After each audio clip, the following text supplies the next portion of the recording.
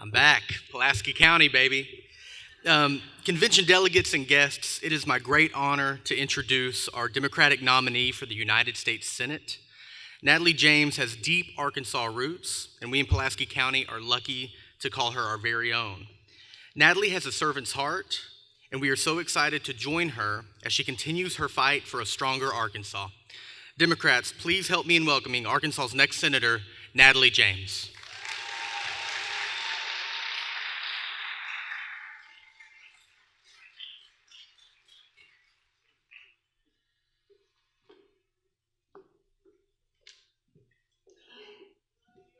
We love you more. All right, everybody. We are here. We're having this great moment together, and we're going to have a great future together. I'm Natalie James, and I'm the first Black woman to run for United States Senate and be your nominee.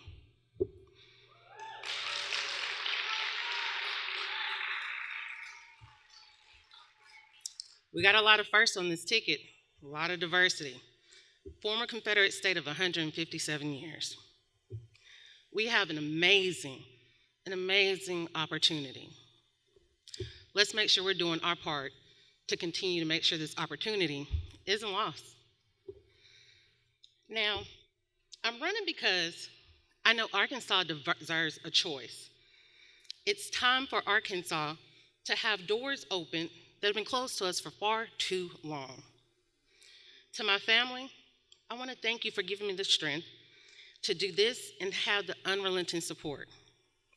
I want to ask everyone here today to help thank the unbelievable talent and staff that we have and all of our amazing volunteers for living out the values of this campaign from day one and making it possible. We're over a year into this campaign, and it's been amazing. A great opportunity for learning and a great opportunity for growth for Arkansas.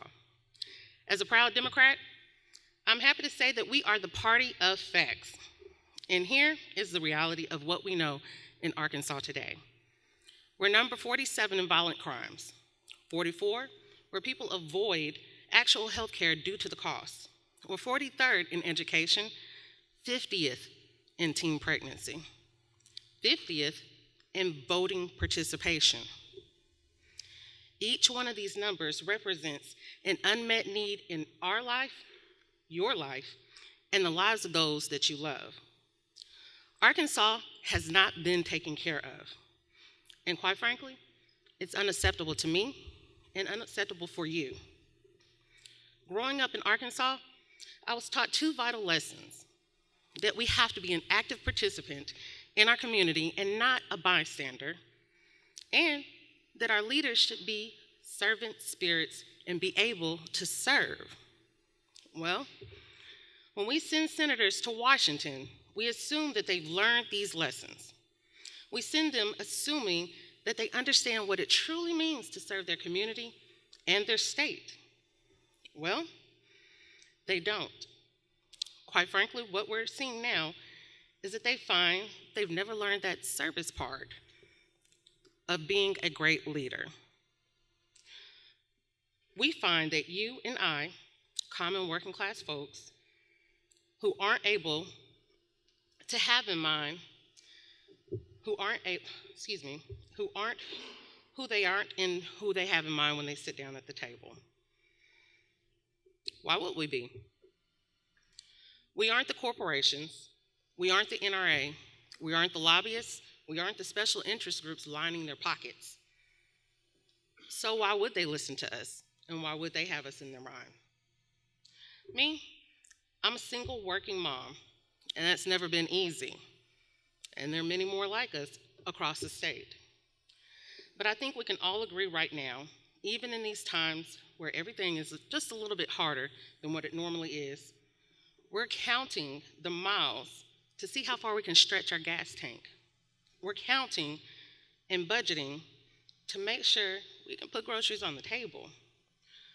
We have our communities and people that I love, that I know, are counting the cost of their prescription drugs, meaning that sometimes they go without their medication in order to have food. our gas.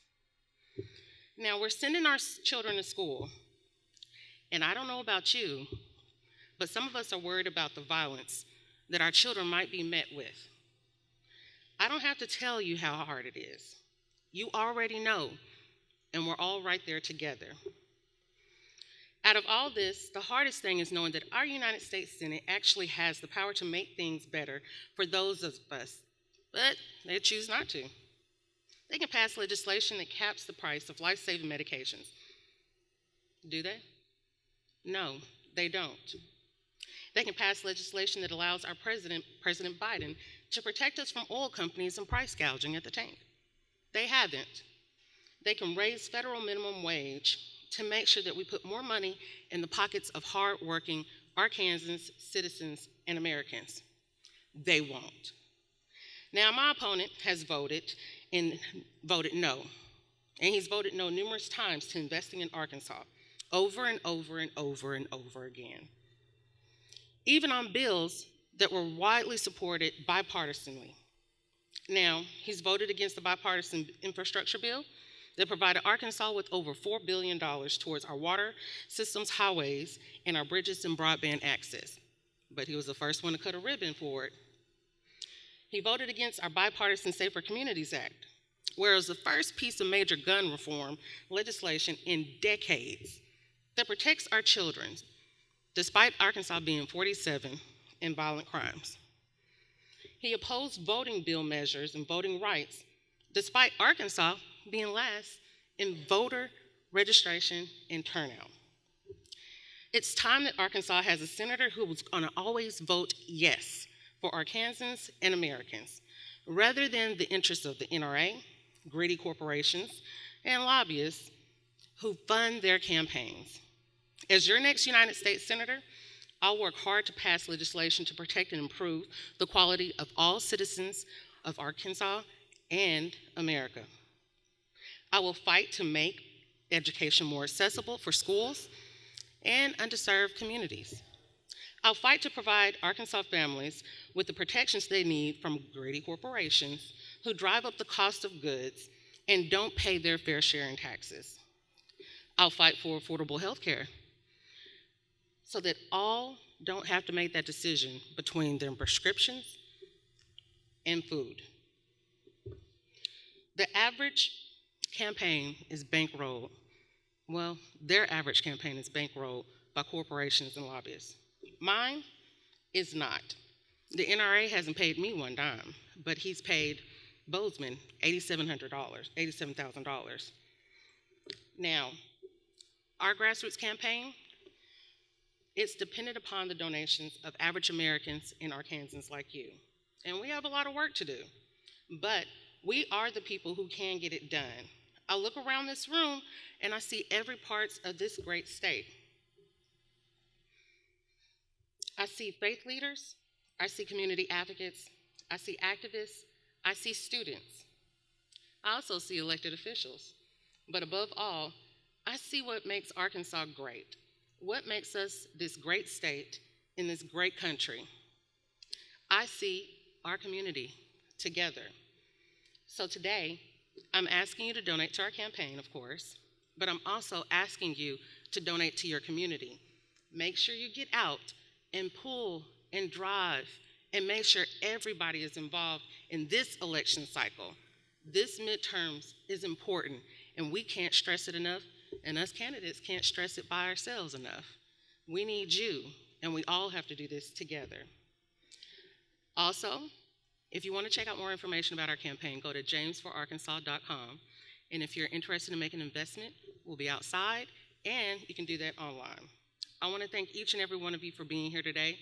Thank you for this opportunity. Thank you for your vote in May, but I'm going to thank you for your vote again in November when we do this, when we win, and we flip this seat blue. Together, we're going to go back blue. Thank you, Arkansas.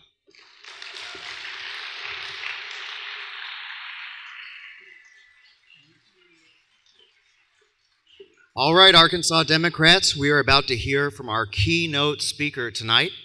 And to introduce him, it's my pleasure to welcome to the stage Democratic